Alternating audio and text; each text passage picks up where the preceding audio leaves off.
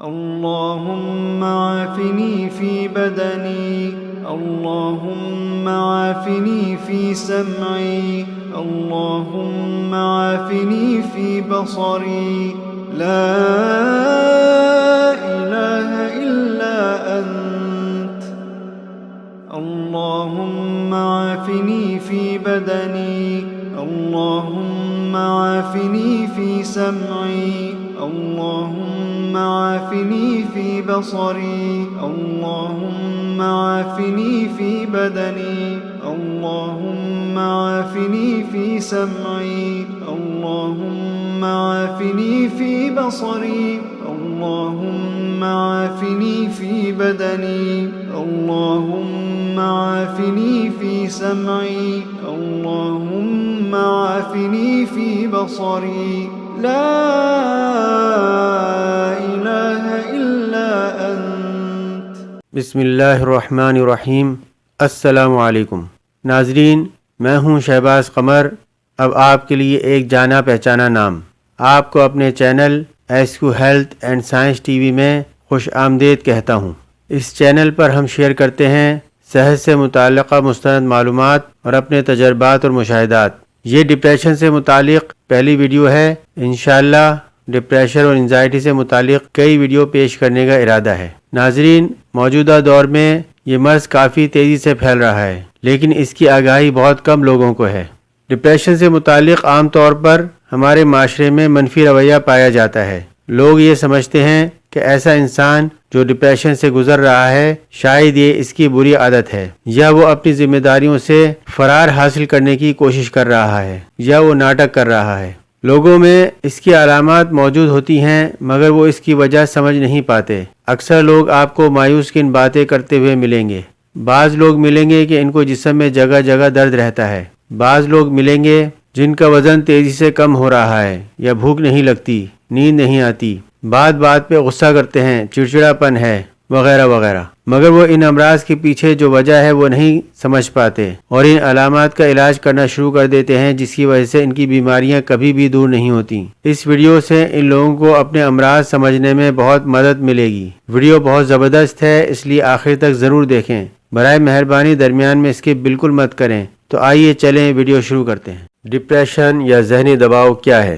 Depression یا ذہنی دباؤ ایک بہت عام نفسیاتی حالت ہے جس میں مستقل طور پر مریض شدید مایوس رہتا ہے۔ اداس، افسردہ، طبیعت میں بھاری پن اور کسی کام میں دل نہ لگنا اس کی عام علامات ہیں۔ کچھ مریض جو کہ ڈپریشن میں مبتلا ہوتے ہیں اپنے آپ کو معاشرے سے الگ کر لیتے ہیں اور مکمل طور پر تنہائی میں چلے جاتے ہیں۔ شدید نوعیت میں خودکشی کے خیالات اور خودکشی کی کوشش بھی دیکھی جاتی ہے۔ ڈپریشن بہت عام مگر سنجیدہ مسئلہ ہے۔ اس کو عام طور پر عارضی اور کسی خاص حالت کے تناظر میں دیکھا جاتا ہے اور اکثر اس کو سمجھنے میں غلطی کی جاتی ہے۔ یہ ضروری ہے کہ اس کو سنجیدگی سے لیا جائے اور ڈاکٹروں کا پیشہ ورانہ مشورہ لیا جائے۔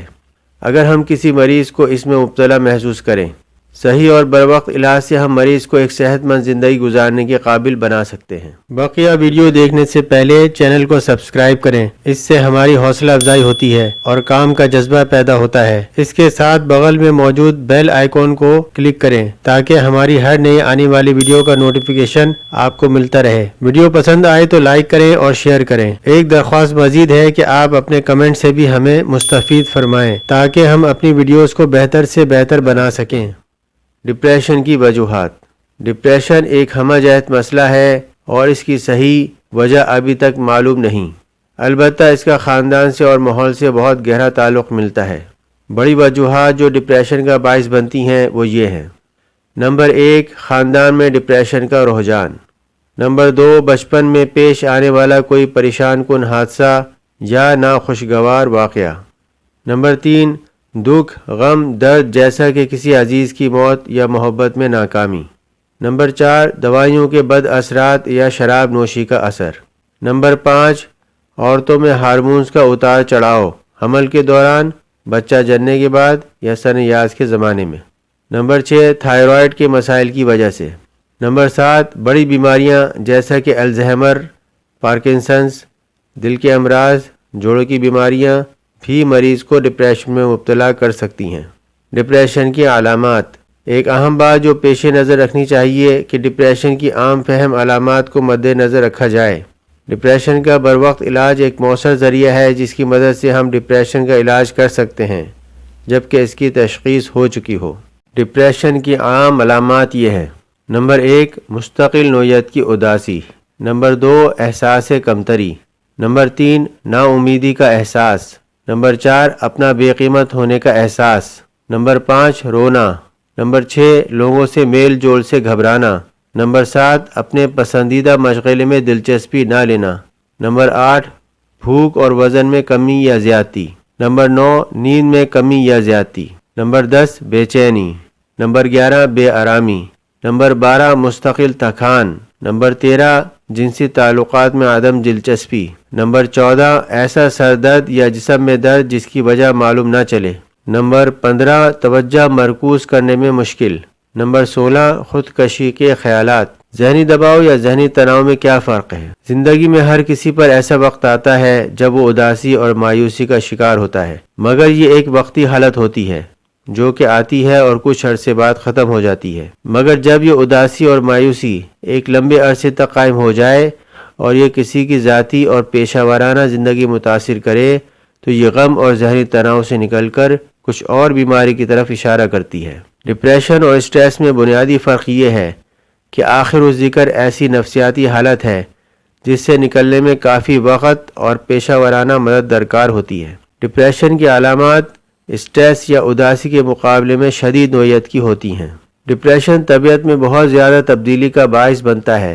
شدید نوعیت کی مایوسی اور اداسی اور تھکان اور بیزاری۔ دوسری طرف اسٹریس ایک کم وقتی حالت ہے اور جیسے ہی اسٹریس پیدا کرنے والی صورتحال ختم ہوتی ہے مریض بہتر ہو جاتا ہے۔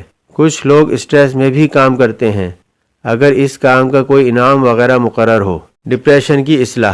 طرز زندگی میں تبدیلی کر کے ڈپریشن کی اصلاح کی جا سکتی ہے۔ کچھ باتیں قابل غور ہیں۔ نمبر 1، مناسب نیند کو یقینی بنائیں۔ نمبر 2، مراقبہ اور یوگا کو اپنائیں۔ نمبر 3، باقاعدگی سے ورزش کریں۔ نمبر 4، اپنے مسائل اپنے دوستوں اور افراد خاندان سے ڈسکس کریں جو لوگ آپ کو سمجھتے ہیں اور ڈپریشن کی حالت میں آپ کی مدد کر سکتے ہیں۔ نمبر 5، شراب نوشی اور نشہ آور چیزوں سے اجتناب کریں۔